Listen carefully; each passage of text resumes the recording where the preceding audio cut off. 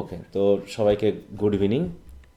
তো আজকে আমাদের থার্ড মান্থের 10th ক্লাস। আমরা পড়ছিলাম হচ্ছে হিস্ট্রি অফ ইংলিশ লিটারেচার। তো গত ক্লাস পর্যন্ত আমরা প্রি ওল্ড ইংলিশ পিরিয়ডের বেশ কিছু বিষয় নিয়ে কথা বলেছি। তো ওখানে যে শিটটা দিয়েছিলাম আমি তোমাদেরকে পড়তে বলেছিলাম সবাইকে, তাই না? আশা করি তোমরা পড়েছো। কারণ ওখানে যে বিষয়গুলো আছে, মূল যে বিষয়গুলো আমি আলোচনা অলরেডি করে ফেলেছি, বাকিগুলো তোমরা একটু রিভিশন দিলে বা পড়ে নিলে পারে কমপ্লিট ধারণাটা পেয়ে যাবা। তো সবাই কি আমরা পড়েছি বলো? জি হুম। স্যার। আচ্ছা। হ্যাঁ। জি স্যার। তো যদি পড়ে থাকো, যদি কারো কোনো সমস্যা থাকে সেটা একটু বলতে পারো, আর যদি সমস্যা না থাকে তাহলে আমরা পরবর্তী ইয়ারটাতে চলে যাব, ঠিক আছে? কারো কোনো প্রবলেম আছে কোথাও বুঝতে? না স্যার। কারণ বিষয়গুলো ওই যোগ যোগ বিয়োগ করে ঘুরে ফিরে সব একই কথা আসতেছে, এবং ওল্ড ইংলিশ পিরিয়ড পর্যন্ত যাবো যেখানে, সেখানেও আমরা প্রায় একই কথা পাবো। তো কয়েকবার রিডিং দিলে বিষয়গুলো ক্লিয়ার হয়ে যাওয়ার কথা তোমাদের, তাই না? বিশেষ করে আমরা তো ক্রিশ্চিয়ানিটি স্প্রেড যেটা, সেটা পড়েছিলাম। শেষে একটা বাকি ছিল, সেটা হচ্ছে ইংল্যান্ডে ক্রিশ্চিয়ানিটি কীভাবে প্রবেশ করলো সেটা সম্পর্কে, তাই না? এই অংশটা একটু মনে আমি বলছিলাম তোমাদেরকে একটু পড়ে নিতে, যে ক্রিশ্চিয়ানিটিটা ইংল্যান্ডে কীভাবে প্রবেশ করলো। এবং মোটামুটি ক্রিশ্চিয়ানিটির যে বিষয়গুলো সেগুলো আমি গত ক্লাসে বিস্তারিত আলোচনা করেছি। তো কারো সমস্যা থাকার তেমন কথা না, তারপরেও যে থাকবে না এমন না। যদি থাকে একটু নির্দ্বিধায় বলে ফেলো, আর যদি কোনো সমস্যা না থাকে। আর এখানে খুব বেশি রাজার নাম, সাল, তারিখ মনে রাখার কিছু নাই। শুধু বেসিক যে ধারণাটা, একটা বিবর্তন, এই সম্পর্কে মাথায় একটা হালকা ধারণা থাকলে চলবে, বুঝতে পেরেছো? কারণ এগুলো না পড়লে পরবর্তী একটু ঝামেলা হবে। এখানে সাল, তারিখ, রাজার নাম এগুলো খুব একটা মেজর ইস্যু না। যেগুলো মনে থাকার পড়তে পড়তেই মাথায় গেঁথে যাবে। আর যেগুলো প্রয়োজন না সেগুলো এভাবে দরকারও নাই। আর যেহেতু কোশ্চেন আনসার যখন দিব তখন তো তোমরা বুঝতে পারবা যে পড়তে হয় অনেক, কিন্তু মোটামুটি পরীক্ষার জন্য বেসিক কিছু বিষয় মনে রাখলে চলে। যেগুলো মনে রাখার দরকার সেগুলো আমি বলেই দিব, ঠিক আছে? হ্যাঁ। আচ্ছা, তো ধরলাম যে কারো কোনো সমস্যা নাই, তাই তো? ঠিক তো? বলো। জি স্যার। হ্যাঁ স্যার। আচ্ছা, তাহলে এর কিছু কিছু কথা আমাদের ওল্ড ইংলিশ পিরিয়ডে যেটা শুরু করবো ওখানেও আসবে। ওই জন্য ওখানে আমরা একটু দেখব। তবে শীটটা তোমরা আবারও একটু দেখে নিবা। আচ্ছা, তাহলে আজকে আমরা ওল্ড ইংলিশ পিরিয়ডটা শুরু করব। তবে আমি শীটটা থেকে আগে পড়া শুরু করব, তারপরে আমরা যাব হচ্ছে তোমাদের উইলিয়াম জে লংয়ের বইটাতে। কারণ উইলিয়াম জে লংয়ের বইটা আগে থেকেই শুরু করলে ওখানে একদম পুরোপুরি বুঝতে একটু অসুবিধা হবে। কারণ ইতিহাস যেহেতু কাটা কাটা করে দেওয়া, জাস্ট রেফারেন্স আছে, অতএব পুরো আগে ধারণাটা নিয়ে নিলে ওটা পড়তে আমাদের জন্য সুবিধা হবে। হ্যাঁ।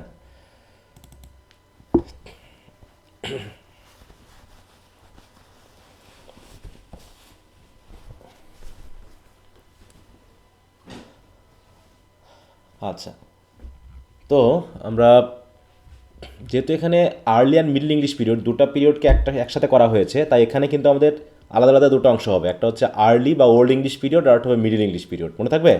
হ্যাঁ। দুটার জন্য আলাদা আলাদা শিট দিব কিন্তু আমি। একটা হচ্ছে ওল্ড এবং আর্লি ইংলিশ পিরিয়ড, এটা একটা অংশ, আর মিডল ইংলিশ পিরিয়ড আলাদা অংশ। যদিও সিলেবাসে আমরা দুটো অংশ একসাথে পেয়েছি।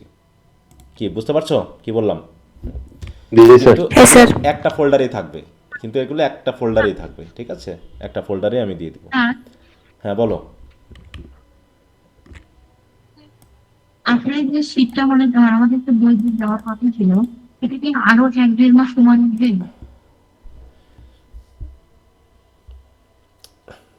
এটা নিয়ে তো তোমাদের বলা হচ্ছে যে জানুয়ারির বা ওই সময়ে যেতে পারে। আমি বলি না এর আগে? এটা নিয়ে তো অনেকবার কথা হয়েছে মনে হয়, নাকি? স্যার, মানে জি স্যার। আপনি যেটা দিচ্ছেন দুজন মানে পড়তেছে, কিন্তু শীতটা যদি ফটোকপি করে নেওয়া তাহলে মনে করেন যে ভালো হতো। তা তোমরা নিয়ে মানে নাও, তোমরা PDF তোমাদের দিচ্ছে। যাদের প্রয়োজন আছে তোমরা নিয়ে নাও। আমি তো সময় বলেছি যে আমার দেরি লাগবে। এখন তোমার যদি মনে হয় তোমার পিডিএফ থেকে পড়তে অসুবিধা আছে, তাহলে তুমি প্রিন্ট করে নাও তোমার তোমার মতো করে, তাই না? কি আমার কথা বোঝা গেছে? আমি তো বলেই দিয়েছি, আমি তার লোকাই চোরাই কথা বলি নাই, বলেছি? বলো। তাহলে এখন তুমি যদি মনে হয় যে তোমার পিডিএফ পড়তে অসুবিধা হচ্ছে, তাহলে তুমি প্রিন্ট করে নাও। আর যদি মনে হয় যে না তুমি ওয়েট করতে পারবা, পিডিএফ থেকে পড়তে পারবা, তাহলে তুমি পিডিএফ থেকে পড়ো, তাই না? আমি তো আর বলি নাই, লোকাই চোরাই তো কিছু রাখি নাই এখনও। আমি তো ক্লিয়ার কথা বলে দিয়েছি, তাই না? তারপরও তুমি এখনও বুঝতেছো না কেন? আমি তো বলেছি যে এটা যেতে আমাকে জানুয়ারি পর্যায়ে চলে যেতে হতে পারে, কারণ আমি একটু, যেহেতু ডিসেম্বরে আমার একটু ঝামেলা আছে, বুঝতে পেরেছো? জি স্যার, বেশি দিন তো নাই স্যার, হ্যাঁ, সমস্যা তা নেই। আমি তো এটা তোমাকে করতে হলে আমাকে তো একদিকে তোমার সিলেবাসটা মানে সাজেশনটা হাতে পেতে হবে, সেট সাজেশন। তোমাদের পরীক্ষার রেজাল্ট এখনো দেয়নি, দিয়েছে বলো? সেট সাজেশন আসছে? এখনো তো আসেনি, তাই না? বলো। যেহেতু ইংলিশ সেকেন্ডের কি সেট সাজেশন আসছে বাজারে? স্যার খোঁজ নিতে হবে স্যার। হ্যাঁ, আসলে তো আমি পেয়ে যেতাম বা আমি জানতাম। তো এই জন্য একটু সময় লাগবে, ওদিকে একটু সময় লাগবে, ওদিকে বইগুলো পাওয়া, কোশ্চেন আনসারগুলো, বিবর্তনগুলো করা, তারপরে তো এগুলো রেডি করতে হচ্ছে, তাই না? সেগুলোর জন্য তো সময় লাগবে, আমি তো বলেছি। হ্যাঁ, এগুলো তো হঠাৎ করে এক সপ্তাহে কি সম্ভব যে তোমাকে আমি সব গুছাই দিয়ে দিয়ে দিয়ে দিব একবারে যা আছে? হুম। আর পিডিএফ করা আর একটা বই করা, এই দুটা কি এক জিনিস বলো? এক জিনিস? হুম। না স্যার। হ্যাঁ, দুটার মধ্যে একটা পার্থক্য থাকে। তুমি পিডিএফ দিয়ে যা চালাতে পারবা সেটা বই করে সেটা চালাতে পারবে মানে হবে না ওইভাবে। ওর একটা বিষয় রয়েছে, সেগুলো তোমরা বোঝো না বলেই তাড়াহুড়ো করতেছো। ঠিক, আমি তো এরকম নিয়ে ভাবি নাই।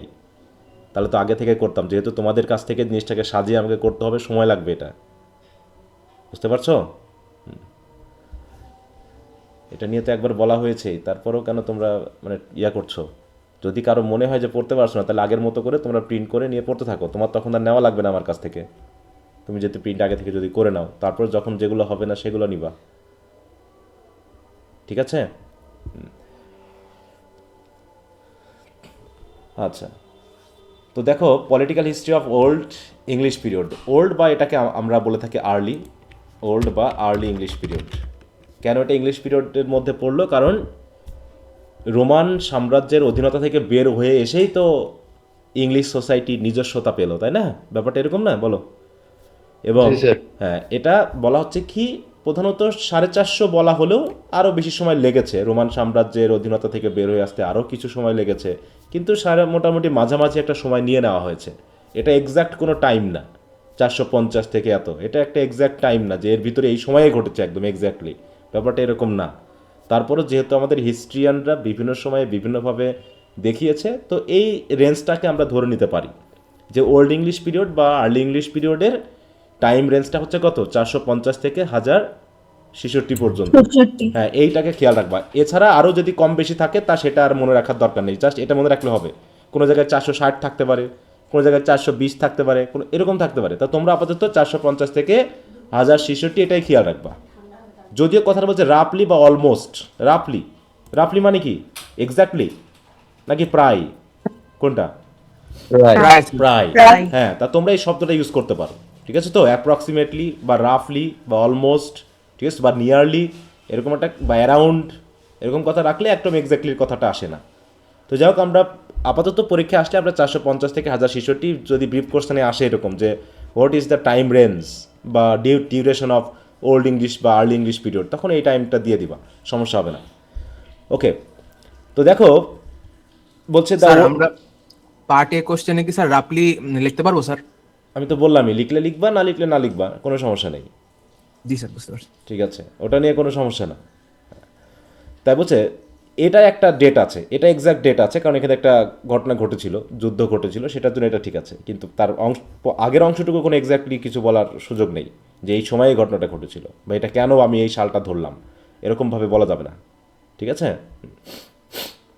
দেখো, এখানে যেটা বলা হচ্ছে, the old and early English period extending রাফলি from 450 AD to 1066 AD constitute one of the most decisive and transformative phrase. এই সময়টা হচ্ছে কি সবচেয়ে একটা মানে কি গুরুত্বপূর্ণ এবং মানে কি ক্রান্তিকালীন একটা সময় বলা হচ্ছে in the political history of England. This era begins with the withdrawal of Roman authority from Britain. এই যে দেখো, হ্যাঁ, এটা শুরু হলো কোথা থেকে? রোমান অথরিটিরা কি হলো, এখান থেকে উইথড্র করলো, এবং ends with the Norman conquest, এবং শেষ হলো হচ্ছে নরমান কনকুয়েস্ট। এখানে একটা ব্যাটল অফ হাস্টিং বলা হচ্ছে, সেখানে নরমানরা এসেছিল, তার জন্য সেটাকে আবার অ্যাংলো নরমান পিরিয়ড বলা হয়, বুঝতে পেরেছো? অ্যাংলো নরমান পিরিয়ড বলা হয়। ওল্ড ইংলিশ পিরিয়ডকে কি নামে বলা হয় জানো? অ্যাংলো স্যাকশন পিরিয়ড, তাই তো? তাহলে ends with the Norman conquest, an event that ব্রট irreversible political, social and cultural changes, যেটা অপরিবর্তনীয় একটা পলিটিক্যাল এবং সোশ্যাল এবং কালচারাল পরিবর্তন এসেছিল ডিউরিং দিস 6 সেঞ্চুরিজ। তাহলে 450 থেকে 1066 মানে প্রায় 600 বছর। ইংল্যান্ড আন্ডারওয়েন্ট রিপিটেড ইনভেশন, সেই সময় ব্যাপক পরিমাণে আক্রমণ ঘটেছে, ইন্টেন্স পলিটিক্যাল ইনস্টেবিলিটি ছিল, and the rise and fall of kingdoms, এক এক রাজা আসতেছে, পতন হচ্ছে, আবার আরেক রাজা আসতেছে, রিলিজিয়াস কনভার্সন ঘটেছে প্যাগানিজম থেকে Christianity, and the slow evolution from tribal fragmented into national unity, যেখানে রোমানরা চলে যাওয়ার পর আমরা জেনেছিলাম কি যে পুরো ব্রিটেন ছোট ছোট ক্ষমতাধর রাজ্যের মানে বিভিন্ন ক্ষমতাধর ব্যক্তির বা লিডারের ছোট ছোট রাজ্যে পরিণত হয়েছিল, কিন্তু সেটা আবার পুনরায় একত্রীকরণ করা হলো কার অধীনে জানো? রাজাটার নাম কি? So Augustine king Alfred. হ্যাঁ, কিং আলফ্রেড দ্য গ্রেট, তাই তো? তিনি এসে কি করলেন, এই ছোট ছোট যে সকল অঞ্চলগুলো ছিল, তাই তো, ছোট ছোট নগর রাষ্ট্র ছিল, সেগুলোকে তিনি ভেঙে একটা ন্যাশনাল ইউনিটিতে নিয়ে আসলেন। The political conditions of this age shape not only the institution of governance, তো এটা যে শুধুমাত্র সরকারি বা মানে শাসন প্রশাসনের যে প্রতিষ্ঠান সেগুলো নিয়েই তারা মানে ডেভেলপমেন্ট ঘটিয়েছে তা না, but also the mental and moral framework of early English society. দেখো, দ্য কনসেপ্ট সাস অ্যাজ কিংশিপটা আসলে কি, লয়্যালটি কি, হিরোইক ডিউটি কি, ওয়ারফেয়ার কি, এই বিষয়গুলো কিন্তু পরবর্তী এসেছে। অ্যান্ড সেন্ট্রাল থিমস, এগুলো ছিল কি ইংলিশ লিটারেচারের সেন্ট্রাল থিম, যেগুলো এসেছে কোথা থেকে? Directly from the political realities of the time, যেগুলো রাজনৈতিক এই অবস্থান থেকে এসেছে। যেমন এখানে আমরা কিছু নাম পাচ্ছি, হ্যাঁ, দ্য ওয়ার্ক লাইক বিওলফ, তারপরে battle of Maldon and the Anglo Saxon chronicle cannot be fully understood without reference to the turbulent political background, মানে পলিটিক্যাল ব্যাকগ্রাউন্ড না জেনে কখনোই এই সাহিত্যকর্মগুলো বোঝা সম্ভব না, সেটা বলছে কিন্তু এখানে। ওকে, তো যাই হোক, আমরা একটু এখান থেকে শুরু করি। দেখো, the collapse of Roman rule in Britain, এটা যেহেতু আমরা পড়েছি, আমি আর এই অংশটুকু পড়তে যাচ্ছি না, কারণ এখানে অলরেডি অ্যাড হয়ে গেছে। তারপর হচ্ছে অ্যাংলো স্যাক্সন ইনভেশন, যেটাও আমরা পড়েছি নাকি, যেখানে মোটামুটি ওই যে হেপ্টারসি মানে কি যেন ছিল, সেভেন কিংডম। হ্যাঁ, সেভেন কিংডমস, তাই না, এগুলো ছিল। এই যে political fragmentation, the rise of tribal kingship, এগুলো আমরা মোটামুটি দেখেছি। এই যে অ্যাংলো স্যাক্সন হেপ্টারসি, এটাও আমরা পড়েছি। এইখানে যেহেতু আমরা আরও কয়েকটা একটু দেখি, এইখানে একটু খেয়াল করি। দেখো, Bretwalda early attempt at political supremacy, এই জায়গাটা আমরা নতুন এখানে পাচ্ছি, যেটা ব্রিটেনের একটা নিজস্বতা আসবে আর কি। দেখো, ডিসপাইট ফ্র্যাগমেন্টেশন, ওই যে ফ্র্যাগমেন্টেশন থাকা সত্ত্বেও certain kings manage to achieve temporary supremacy over other kingdoms, কিছু কিছু রাজা ছিল যারা অন্যান্য রাজত্বের উপরে বা রাজ্যের উপরে তারা কি পেয়েছিল, সুপ্রিমেসি পেয়েছিল, মানে ক্ষমতার দিক থেকে তারা তাদেরকে দখল করার একটা সুযোগ পেয়েছিল। This rulers were known as Bretwaldas, meaning rulers of Britain. এরকমভাবে দেখা যাচ্ছে যদি 10টা রাজ্য থাকে, তার ভিতরে হয়তো দেখা যাচ্ছে 5টা রাজ্যের রাজা খুব শক্তিশালী, বাকি 5টা না। তা তারা যারা শক্তিশালী তারা দুর্বলদেরকে দখল করে নিচ্ছে। এইভাবে একজন আরেকজনকে খাইতে খাইতে, সেই পাইক কবিতাটা পড়েছিলাম আমরা, পাইক মনে আছে? হ্যাঁ, সে খাইতে খাইতে খাইতে খাইতে শেষে একটা পাইক থাকলো, আর শেষ একটা পাইকের নাম কি জানো, বলো নাম কি? কিং আলফ্রেড দ্য গ্রেট নাকি, সে যেহেতু একত্রিতকরণ করেছিল। Although their authority was not absolute and centralised, they exercise influence over multiple kingdoms through military dominance and alliance. Notable Bretwalders include, দেখো, হ্যাঁ, Ethelbert of Kent, who benefited from early conversion to Christianity, এই ক্রিশ্চিয়ানিটিতে conversion হওয়ার কারণে সে একটু বেশি সুবিধা পেয়েছিল। এছাড়াও Edwin Oswald of Northumbria, who expanded their influence through conquest.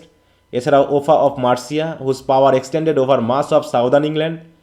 এইভাবে the concept of Bretwalda represented an early attempt at political unification, মানে কি ব্রেটওয়াল্ডা মানে হচ্ছে কাদেরকে বোঝানো হচ্ছিল, যারা হচ্ছে একটু শক্তিশালী ছিল নাকি, শক্তিশালী রাজাদেরকে বলা হচ্ছে, যারা অন্যান্য রাজত্বের উপর একটু, দেখো, রুলার্স অফ ব্রিটেন বলা হচ্ছে মিনিংটা, যারা কি করছে, ব্রিটেনের অন্যান্য দুর্বল রাজ্যের উপরে তারা কি করছে, প্রভাব বিস্তার করে সেগুলোকে আস্তে আস্তে ইউনিফাই করেছে।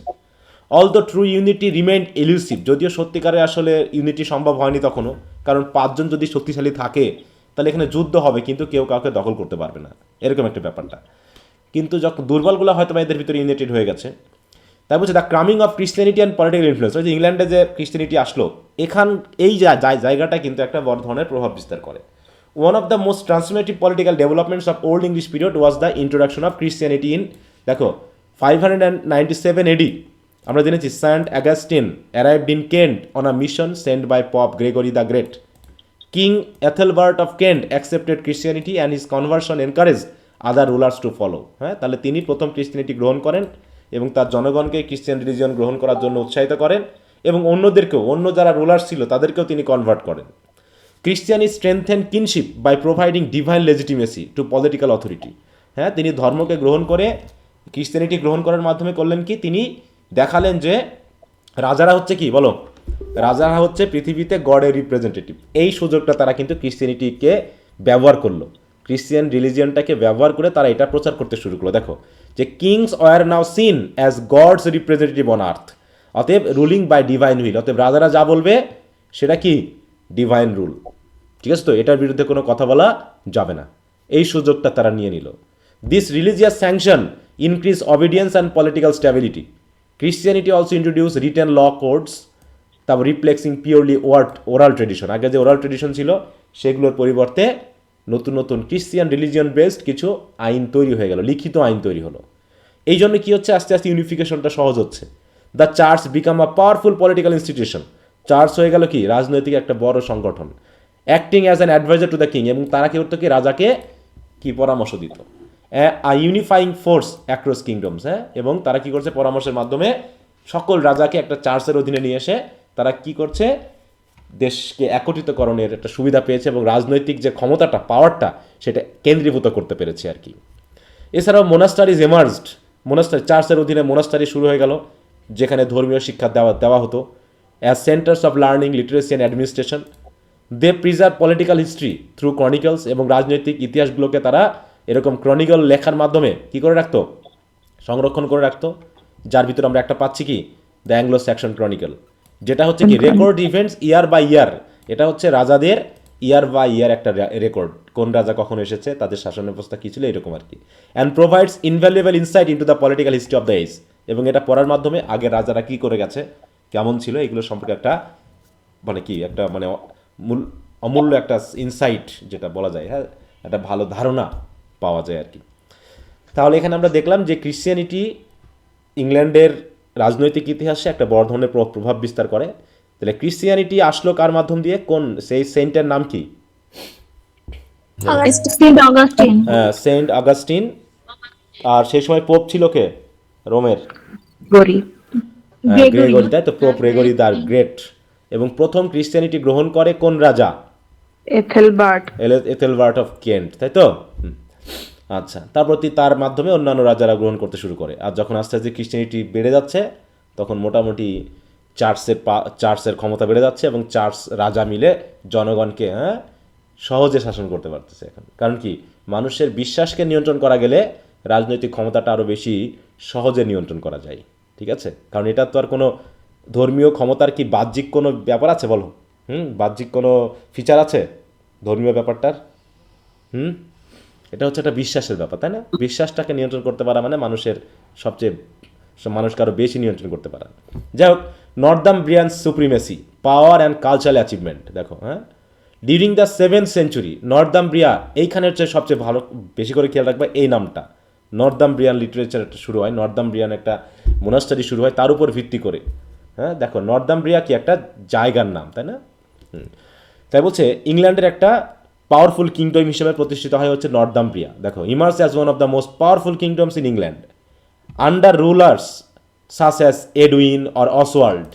নর্দাম্ব্রিয়া এক্সপেন্ড, কারণ আমরা এখানে দেখলাম না, দেখো এই জায়গায়, হ্যাঁ, দেখো এডউইন অ্যান্ড অসওয়াল্ড অফ নর্দাম্ব্রিয়া, তাহলে তাদের অধীনে, হ্যাঁ, নর্দাম্ব্রিয়া এক্সপ্যান্ডেড ইটস টেরিটরি, আস্তে আস্তে তার মানে সময়সীমা বাড়া, মানে তার রাজ্যের যে সীমা সেটা বাড়িয়ে নিচ্ছে, কারণ তারা অন্য কিংডমের উপরে তাদের ইনফ্লুয়েন্সকে এক্সারসাইজ করতে পারে। এক্সারসাইজ করা মানে কি, ব্যবহার করতে পারা। It also become a centre of Christian learning and culture. দেখো, Northumbria produce one of the greatest scholars of the age. বিশেষ করে তার নাম হচ্ছে কি, ভেনারেবল বেড, মনে আছে না, বেড, হ্যাঁ, যিনি লিখেছেন কি Ecclesiastical History of the English People. দেখো, কিছু কিছু বইয়ের নাম একদম নির্ধারিত, ঠিক আছে, তো এই বইগুলোই যদি আসে পরীক্ষায়, এই বইয়ের নামগুলো আসবে, এই রাইটারের নাম আসবে, অন্যথায় না। Remains a crucial source for early English political and religious history. The combination of political power and intellectual achievement made Northumbria a leading force in early England. However internal conflicts তো ছিলই, যেগুলো ডাইনাস্টিক স্ট্রাগলস, মানে মানুষের ভিতরে তো দ্বন্দ্ব থাকবেই, ক্ষমতা লোভ থাকবেই, হ্যাঁ, external threats eventually weakened Northumbrian supremacy. Paving the way for the rise of another dominant kingdom. এইটা শুরু। তারপর হচ্ছে কি, দেখো Mercian dominance and political administration. বলছে in the 8th century Mercia rose to political prominence, মানে বিভিন্ন রাজ্য এক এক সময় এক একটা রাজা আসতেছে, আর এক এক রাজ্য এক এক সময় শক্তিশালী হয়ে উঠছে। কখনো নর্দাম্ব্রিয়া, কখনো মার্সিয়া, কখনো কেন্ট, এইভাবে দেখানো হচ্ছে। কিন্তু আন্ডার দেখো strong rulers particularly king Offa establish effective administrative system, issued coinage bearing his image. Coinage মানে কি? মুদ্রা, হ্যাঁ, যার ইমেজ মুদ্রাতে ছিল। And maintain diplomatic relation with European rulers including, দেখো Charlemagne. Offa's Dijk a massive earthwork, দেখো stretching along the Welsh border. Dyke মানে বুঝো তো, ডাইকটা কি? জানি না স্যার। আচ্ছা, তো দেখি। Sir, Duke. না না না না না, এটা হচ্ছে বাঁধ। বাঁধ বুঝো? ডাইক মানে হচ্ছে বাঁধ বোঝায়। হ্যাঁ, এই যে মানে সমুদ্র থেকে বা হচ্ছে নদীর প্রভাব থেকে নিজের দেশকে রক্ষা করার জন্য যে বাঁধ দেওয়াটা, ঠিক আছে তো, এটাকে বোঝায় ডাইক। দেখো এই যে dyke construction involves building earthen embankment to protect low lying areas from flooding using locally source soil আর রক ইত্যাদি ইত্যাদি, এটাকে ডাইক বলা হয়।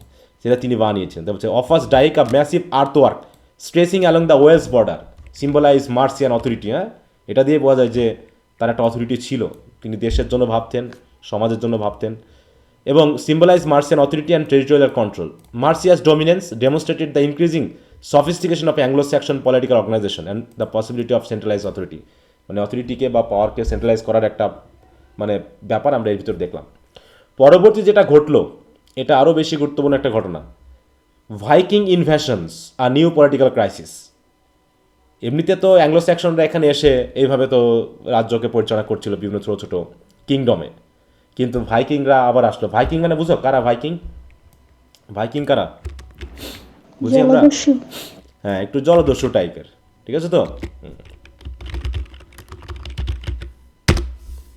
দেখো এখানে বলছে any Scandinavian seafaring pirates and traders. তাহলে এদিকে পাইরেটস এবং traders who raided and settled in many parts of north western Europe in 18th to 11th century।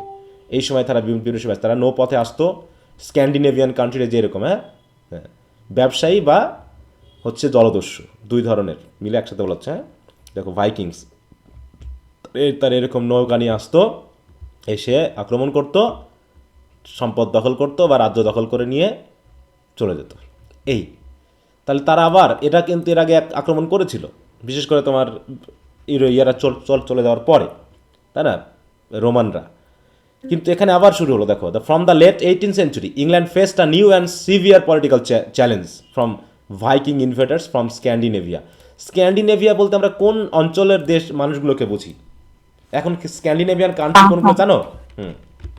পর্বত অঞ্চল। হ্যাঁ, পর্বত অঞ্চল না সম্ভবত। পর্বত বললে তো হবে না গো। ফিনল্যান্ড। নরওয়ে, এখানে ডেনমার্ক আর হ্যাঁ সুইডেন। কয়েকটা দেশ আছে, ঠিক আছে তো। দেখো এই যে 5টা। দেখো ডেনমার্ক, নরওয়েজিয়ান, সুইডেন, আইসল্যান্ড বা আইসল্যান্ড বলতে তো এরকম কিছু দেশ আছে। আমরা যদি একটু ইমেজগুলোকে দেখি, এই যে এখানে উপরের যে দেশগুলো আছে, হ্যাঁ এই যে এখানে যে দেশগুলো আছে, তাহলে এই যে এই দেশগুলো আছে এগুলোকে বলা হচ্ছে কি স্ক্যান্ডিনেভিয়ান কান্ট্রি। হ্যাঁ, তাহলে স্ক্যান্ডিনেভিয়ান কান্ট্রিজ। আচ্ছা, কান্ট্রিজ লিস্ট। এখন যে দেশগুলো আছে, না কি আসতেছে,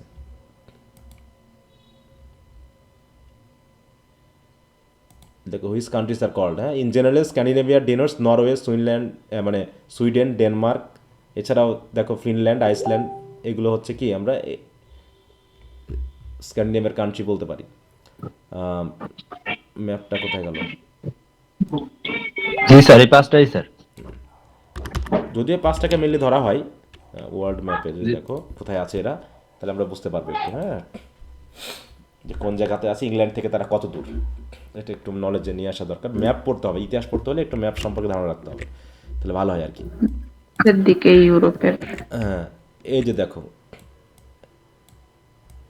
এই হচ্ছে আমাদের ইংল্যান্ড, তাই না, এই হচ্ছে ইংল্যান্ড, ব্রিটেন, এইখানে আয়ারল্যান্ড রয়েছে, আর এই যে আইসল্যান্ড দেখো এখানে, আর এই যে এখানে দেখো, হ্যাঁ এই যে ডেনমার্ক, সুইডেন, নরওয়ে, এই যে ফিনল্যান্ড, এই যে অঞ্চলের এই দেশগুলোকে মেইনলি আমরা বলছি কি স্ক্যান্ডিনেভিয়ান স্ক্যান্ডিনেভ। কান্ট্রি। তাহলে এখান থেকে তারা ভাইকিং রাষ্ট্র এসে, দেখো এ কিন্তু ইউরোপ থেকে পুরো সেপারেট, আইসল্যান্ডও একটু সেপারেট হতো অনেক দূরে।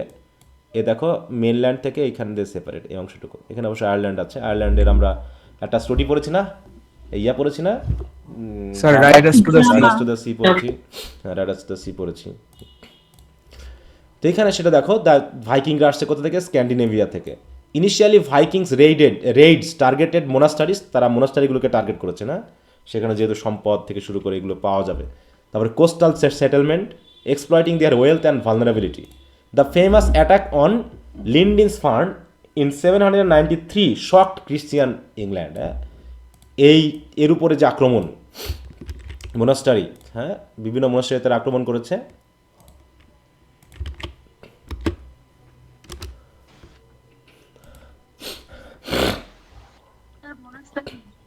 হ্যাঁ বলো, কেউ কিছু বলতে চাচ্ছ? আর মোনাস্টারি কি সেটা জিজ্ঞাসা করছি। তুমি কি নতুন যুক্ত হয়েছ?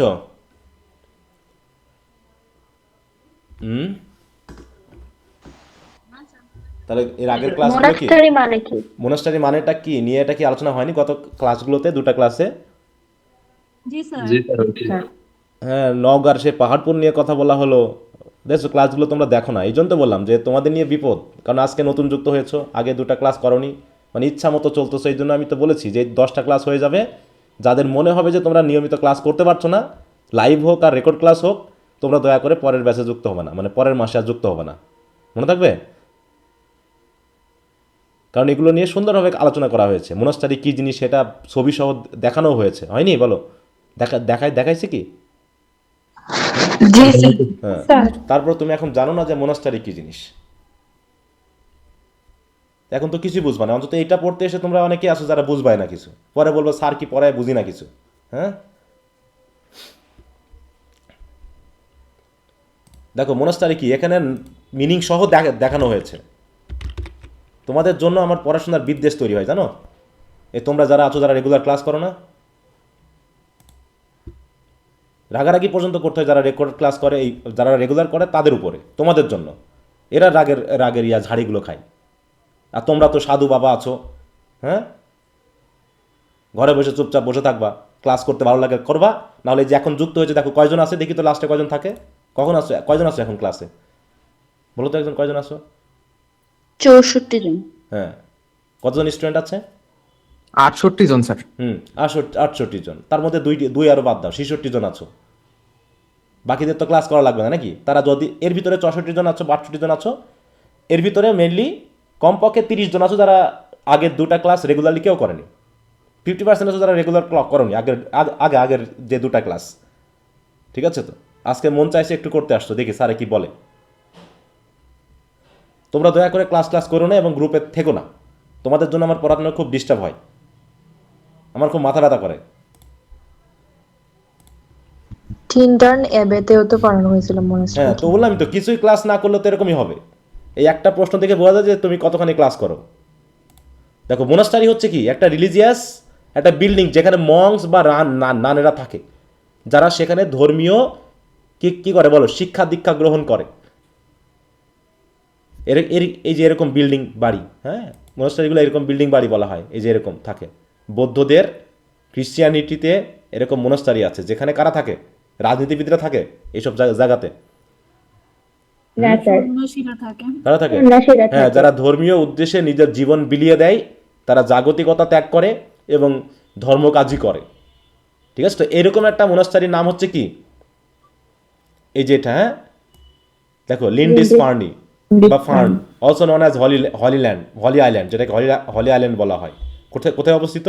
এই নর্দাম্বারল্যান্ড বা নর্দাম্ব্রিয়াতে, যেখানে ওই যে ভাইকিংরা এসে আগুন দিয়ে এসে পুড়িয়ে দেয়। হ্যাঁ, তবে দেখো, তাই বলছি কি, the famous attack on Lindisfarne in 793 shocked Christian England. এই কথাগুলো কিন্তু আমাদের উইলিয়াম জেলংয়ের বইয়ে তো নাই, মানে সংক্ষেপে জাস্ট বলা আছে। এখানে আমি একটু বিস্তারিত দিয়ে দিচ্ছি। দেখো, by the mid 19th century Viking activity escalated into full scale invasion, মানে আগে তো অল্প অল্প হচ্ছিল, কিন্তু আরও যখন 100 বছর চলে গেল ওরা আসতেছে, এটা তার 5 দিন 10 দিন বা 1-2 বছরের ঘটনা না, 100-150 বছরের কিন্তু ঘটনা। দেখো এটা হচ্ছে 793 সাল, এটা হচ্ছে কত 865, তাহলে আরও কত বছর বলো, প্রায় 70-72 বছর। হ্যাঁ 70-72 বছর, তাই না? এই সময় হচ্ছে কি দেখো মিড 19th সেঞ্চুরিতে ভাইকিং অ্যাক্টিভিটি এসকালেটেড মানে কি আরও বেশি বাড়তে থাকা, আক্রমণটা আস্তে আস্তে বাড়তেছে আরও।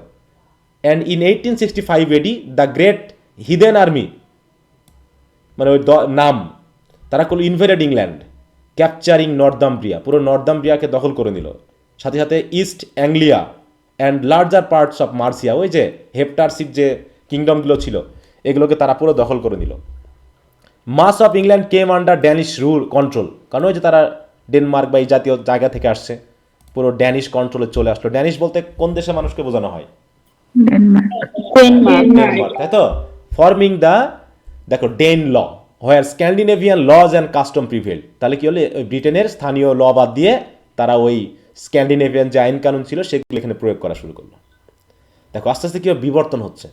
The Vikings invasions disrupted political order, weakened Anglo Saxon kingdoms and challenged traditional forms of kingship, তাহলে কিংশিপের যে একটা ট্রেডিশনাল ধারাবাহিকতা ছিল সেগুলো তারা আস্তে আস্তে নষ্ট করে ফেললো, ভেঙে ফেললো।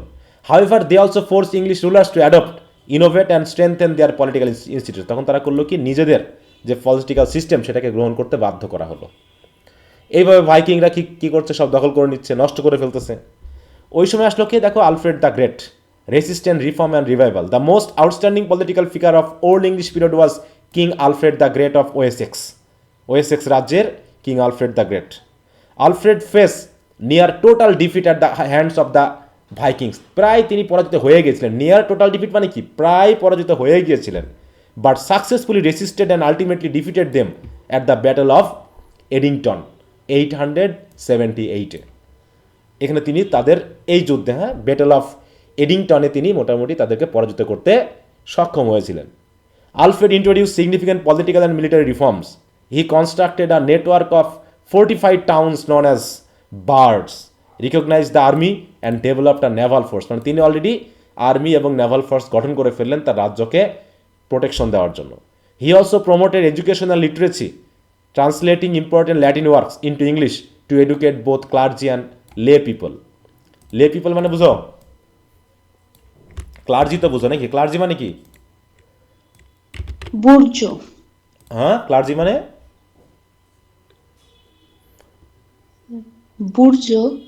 বুর্জ কি? ক্লার্জি মানে হচ্ছে পাদ্রী, চার্চম্যান, যাজক, ঠিক আছে। আর লেম্যান হচ্ছে যারা চার্চের মেম্বার না, দেখো না, নন অর্ডেন মেম্বার মানে সাধারণ মানুষ যারা চার্চের, এরকম ক্লার্জিম্যান না। মানে মূল কথা হলো ক্লার্জিম্যান এবং কমন পিপল। লে পিপল বলতে আমরা কমন পিপল বুঝবো, যারা মোটামুটি এই চার্চের মধ্যে একদম এরকম পুরোহিত হিসেবে না। তাদেরকে তিনি কি করলেন, এডুকেট করার জন্য তিনি যথাযথ ব্যবস্থা গ্রহণ করলেন। এই হিসাবে কিং আলফ্রেড দ্য গ্রেটের কিন্তু ইংরেজি সাহিত্যের প্রতি একটা বড় অবদান আছে, কারণ তিনি ল্যাটিন ওয়ার্কগুলোকে ইংলিশে ট্রান্সলেট করেছেন, করে তাদেরকে কি করলেন, শিক্ষা দীক্ষায় উন্নত করার চেষ্টা করলেন, সেটা ক্লার্জিম্যান হোক আর লে পিপল হোক। তাহলে তিনি ভাইকিংদের পরাজিত করতে পেরেছিলেন কোন যুদ্ধে? Battle of Edington in 878। আচ্ছা। By encouraging the use of English instead of Latin, এই যে ইংরেজি তিনি ব্যবহার করছেন বলে ইংরেজি সাহিত্যের কিন্তু শুরুর দিকে তিনি আসছেন। Alfred strengthen national identity and political unity. দেখো under his leadership Wessex became the centre of English resistant and revival. তাহলে ওই যে 7-8টা যে রাজ্য ছিল তাদের ভিতরে ইংলিশ রাজ্যকে রেসিস্ট করা এবং রিভাইভ করার জন্য একটা সেন্টারে পরিণত হলো ওয়েসেক্স, ঠিক আছে, কারণ তিনি ছিলেন হচ্ছে একজন শক্তিশালী রাজা হিসাবে। তারপর তিনি কী করলেন, the gradual unification of England. Alfred, দেখো after Alfred's death his successor continued his work of political consolidation, তার পরবর্তী রাজারাও চেষ্টা করেছে। Edward the Elder and his sister, দেখো Aethelflaed expanded control over, দেখো ফর্মার ড্যানিশ টেরিটরির উপরে কন্ট্রোল নিয়ে নিল। King Athelstan completed the process of unification, তার মাধ্যম দিয়ে মোটামুটি পুরো ব্রিটেন যে ইউনিফিকেশন মানে বুঝো তো, একত্রীকরণ, তাই তো, যুক্তকরণ, ছোট ছোট যে রাজ্যগুলো ছিল সেটা একটা রাজ্যের অধীনে নিয়ে আসা, এটা কমপ্লিট হলো। Athelstan defeated rival rulers at the battle of, দেখো Brunanburh and establish authority over all England He is widely regarded as the first true king of England. His reign marked the emergence of unified English state with centralized authority and a shared political identity. শুরু হলো renewed Viking threat, আবারও নতুন করে আবার threat আসতেছে। এইভাবেই মোটামুটি চলেছে এই পুরো 1066 পর্যন্ত। দেখো, despite unification England face renewed Viking attacks in the late 10th and early 11th century. King Aethelred the Unready, তার নাম দেখো, হ্যাঁ, কিং অ্যাথেলরেড দ্য গ্রেট, নাম হচ্ছে Unready, proved ineffective in resisting this invasion. তিনি এগুলোকে মানে রেসিস্ট করতে পারেননি। Relying instead on the heavy tribute payment known as Danegeld. In 1016, দেখো তাই তো, 1016-তে Cnut the Great became king of England although a Danish ruler. দেখো, Cnut govern wisely respecting English laws, supporting the church and maintaining political stability. কেউ কি কিছু বলতেছো?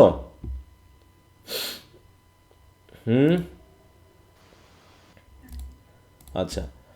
His reign demonstrated that strong centralized authority could overcome ethnic divisions. After Sinat's death, however, political instability returned due to weak successor and internal conflict. মানে এক এক রাজা কেউ কখনো শক্তিশালী কখনো দুর্বল, এরকমের কারণে কখনো রাজ্য বিস্তার লাভ করছে, আবার কখনো রাজ্য ছোট হয়ে আসতেছে, অন্যের দখলে আসতেছে, আবার কখনো কোনো তারা দখল করতেছে। এই চলছে মোটামুটি তখন। তাহলে এখনকার মতো কি শান্ত অবস্থা ছিল বলো তখনকার দেশগুলোতে বা রাজ্যগুলোতে?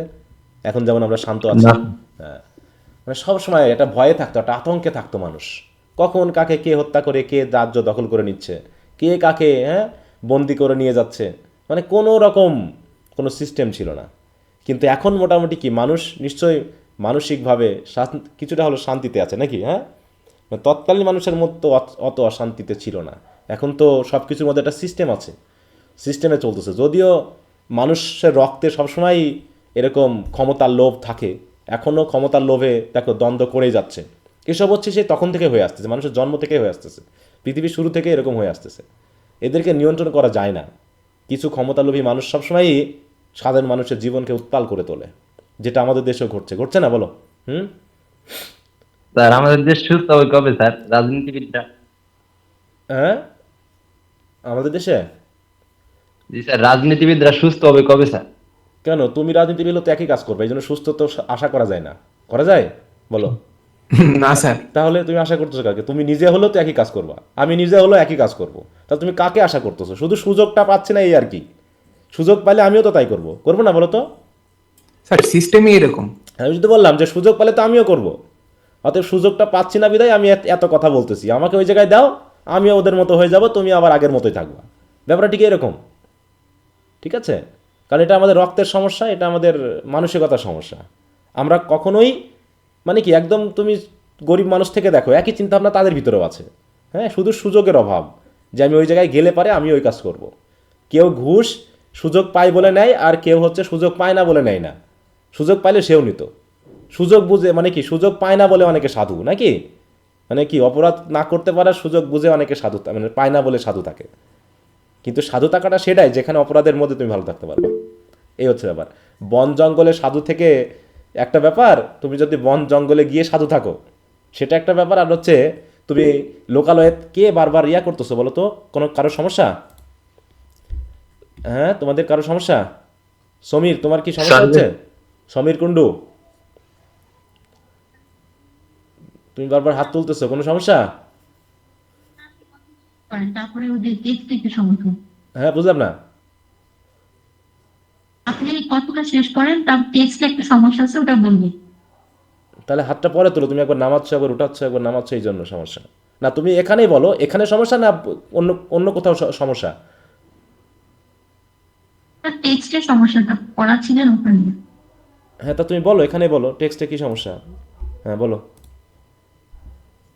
তা তুমি যখন হাত তুলেছো একবার তুলবা, তুমি বারবার করতেছো, এই জন্য তো আমাকে ওদিকে মনোযোগ নিতে হলো, যে কী সমস্যা আসলে দেখি তো। হ্যাঁ বলো, বলো কোন জায়গায় সমস্যা?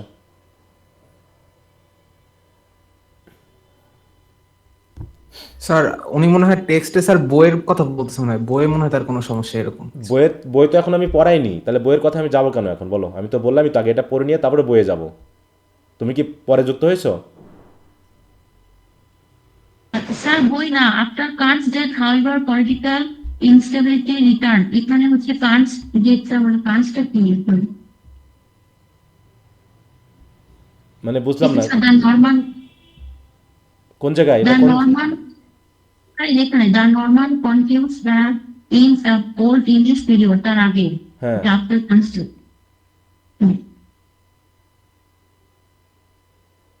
Sir after Cnut's death however, ওই লাইনটা। হ্যাঁ এখানে কি সমস্যা তোমার? কান্স ডেটটা বুঝতে পারছি না। আরে কান্স তো একদম না রাজার নাম, এখানে তুমি এটাকে খেয়াল করনি? এই যেখানে খেয়াল করনি, উপরে একটু পড়লে তো বুঝতে পারতা।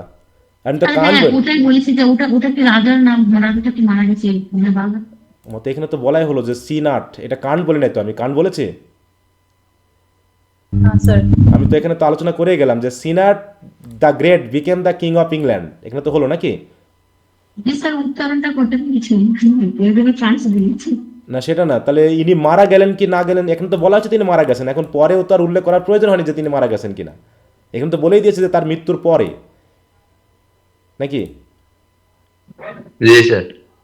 এখন তিনি কিভাবে মারা গেলেন, কখন মারা গেলেন, সেটা তো জানার প্রয়োজন দরকার নাই তো, দরকার আছে? না স্যার, তিনি চাচ্ছিলেন একটা মেনটেনিং পলিটিক্যাল স্ট্যাবিলিটি তিনি রক্ষা করতে পেরেছিলেন, কিন্তু তার মৃত্যুর পর কি ঘটলো সেটা এখানে বলা হয়েছে। এখন তোমার প্রশ্নটা কি আমাকে সেটা বলো, মানে তুমি এই জায়গায় কি বোঝনি? সিনার্স এটা কি কান্স আমি বলছিলাম, এটা এখন শুনেছি না, এটা কি উচ্চারণটা কি হবে মানে চলে আমি গেছে। তো এখান থেকে উচ্চারণ করেছি কয়েকবার, এখান থেকে, এটা তো নতুন একবার আসেনি, এখানে তো এখানে আমি কয়েকবার উচ্চারণ করেছি, এখানে উচ্চারণ করেছি, এখানে উচ্চারণ করেছি, করি নাই? এবং তো বলা আছে যে সিনাট। হ্যাঁ কথাগুলো ভেঙে ভেঙে আসছিল। আচ্ছা ঠিক আছে। আর একটা সমস্যা ছিল স্যার উপরে। হ্যাঁ কি সমস্যা বলো? স্যার ইন আলফ্রেড,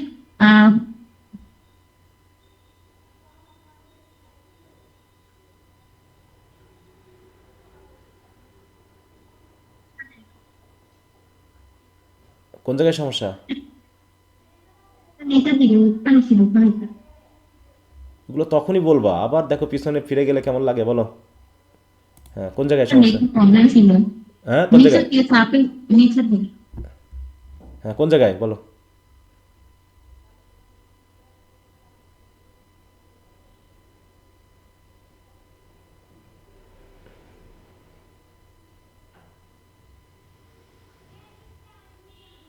স্যার আলফ্রেডের প্যারাগ্রাফটা বের করেন। তা কোথায় সেটা তখন জিজ্ঞাসা করবা, এখন তো ঝামেলা। একটু আচ্ছা ওটা পরে, ওটা দেখে নিন স্যার। আচ্ছা পরে না, ভিডিও ব্যাপারটা তো পরের ব্যাপার না, তুমি দেখো তুমি এখন সেই পিছনে কথা বলছো, তাহলে তখনই তুমি বলতে পারো না? বলো বলো এই জায়গায় তোমার কি সমস্যা বলো? কথা বলেছি, কথা শোনা যাচ্ছে না। শুনতে না পারলে তো সেটা আলাদা ব্যাপার, সেটা তো নেটের সমস্যা, সেটা তো তুমি তাহলে পরে তো রেকর্ড ক্লাসটা দেখে নিতে পারবে নাকি, যে ওই জায়গায় আমার সমস্যাটা ছিল। বলো তোমার সমস্যাটা কোন জায়গায় বলো। এভাবে করলে পড়ার ফ্লোটা নষ্ট হয়। অলরেডি তোমাদের মাথা থেকে কিন্তু সব যে ধারাবাহিকতা চলছিল সেটা কিন্তু শেষ হয়ে গেছে।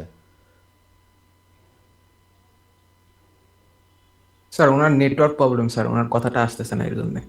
হ্যাঁ তাহলে নেটওয়ার্ক প্রবলেম হলো, তার কিছু করার নাই, করার আছে আমাদের এখান থেকে বলো। স্যার আপনি শুরু করেন। উনি বোধহয় লেফট হয়ে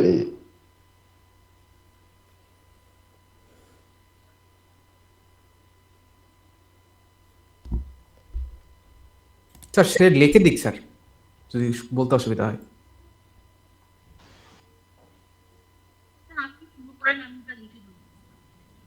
শুরু করে আবার লিখলে আবার থামলে হবে? বলো সমাধানটা করেই যাই, তুমি আবার কখন তোমার সমাধান দিও বলো। এই জায়গায় বলে ফেলো। আমি তো আসছি এই জায়গায়, আমি তো আসছি না, আমি তো আসছি এই জায়গায়, এখন সমাধানটা করেই যাই, আবার কখন করবো? আবার পড়তে পড়তে আবার সমাধান করবো নাকি বলো? সমস্যাটা কোন জায়গায় বলে ফেলো তুমি দ্রুত।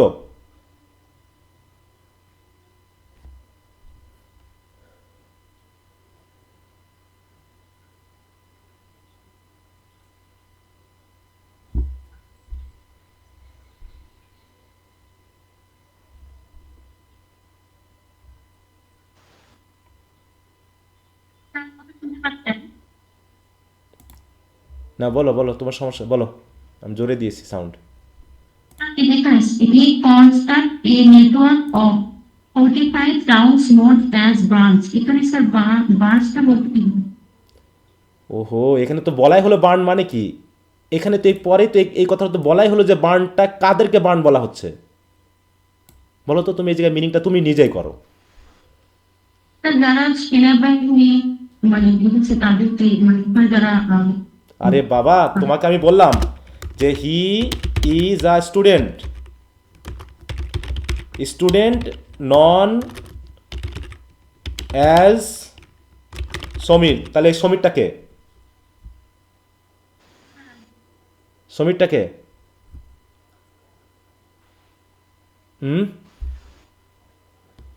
এই জায়গায় এই সমীরটাকে, হ্যাঁ স্টুডেন্ট স্যার, স্টুডেন্ট। Student. তাহলে এই যে নন অ্যাজ বার, বার নামে পরিচিত, কোনগুলো বার নামে পরিচিত? নেটওয়ার্কটা হুম, টাউন। হ্যাঁ, তা টাউনগুলো, টাউন নন অ্যাজ বার, টাউনস নন অ্যাজ বার, এটাই তো নাকি? তা এটা কি অন্য কিছু? আচ্ছা এখন বুঝতে পারছি, তখন একটু নেটের মানে কোনো আপটা দেখাচ্ছিল, বুঝতে পারিনি, শুনতে পারিনি। তাহলে তুমি ওটা রেকর্ড ক্লাসটা দেখে নিবা। দেখো, তোমার জন্য প্রায় 10 মিনিটের পড়াটা মিস হয়েছে, তোমাদেরকে একটু বুঝতে হবে তো, সেন্সটা বুঝতে হবে তো, তাই না? এখন তুমি একটু বলো তো আমাদের পড়ার লেভেলটা কোন দিকে গেল এবার, বলো। রেকর্ড ক্লাস তো রাখা হচ্ছে, তাহলে তুমি রেকর্ড ক্লাসটা ইয়া করবা, পরে দেখে দেখে নিবা, না বুঝতে পারলে আবার মেসেজ দিবা। আর এখানে তো সুন্দর করে এগুলো মিনিংটা পড়াই দিচ্ছি, তো আমি পড়াই দিচ্ছি না এই জায়গায়, তুমি মনে হয় খেয়াল করতেছো না? খেয়াল করতেছো? আমি তো পড়াই দিচ্ছি, এখন তো এরকম করে তো ডাকটা টানাই আছে, আমি যেগুলো যেগুলো পড়াই দিচ্ছি সব তো এখানে বলাই আছে এই জায়গায়, বলো। এখন কোন ধারাবাহিকতা আমরা পড়ছিলাম সেটা কিন্তু শেষ হয়ে গেছে।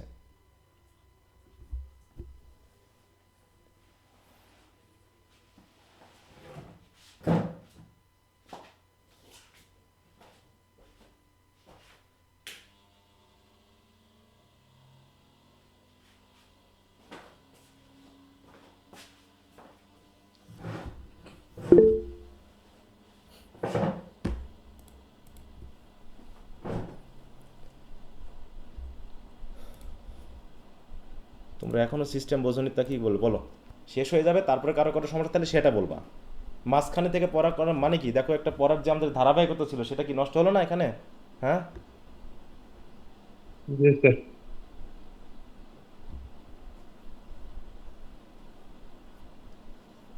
কারণ নেটওয়ার্কের সমস্যা থাকলে তো আর আমার এখানে কিছু করার নেই, তখন তুমি রেকর্ড ক্লাসটা দেখে নিবা, তুমি টাইমটা ঠিক রাখবা যে এই জায়গাতে আমার সমস্যাটা হয়েছিল, তাহলে ওই জায়গাটা আমি রেকর্ড ক্লাসটা ধরে টেনে নিব, না হলে পরের ক্লাসও তো আছে, জিজ্ঞাসা করে নিবা, সেটা সমস্যা না। আর যখন পড়াচ্ছি তখন একটু মাথায় রাখবা যে আমি কি উচ্চারণ করতেছি, কি বলতেছি। তোমাদের এরকম লাইন বাই লাইন পড়িয়ে দিচ্ছি, তারপরেও তোমরা বুঝতেছো না, তাহলে তো সমস্যা। হ্যাঁ, অন্যান্য সাধ্যের মতো জাস্ট বই বাদ দিয়ে যদি মুখে যদি গল্প বলে দিতাম তাহলে তো বুঝতাই না কোথা থেকে কি কি ঘটনা হচ্ছে, বলো। তো যাই হোক, ওটা বাদ দাও, যা হয়েছে। আচ্ছা, আমি তো উচ্চারণ করে দিয়েছি যে এখানে সিনাট বলেছি, আমি কয়েকবার সিনাট বলেছি, উচ্চারণ করেছি। আচ্ছা, তো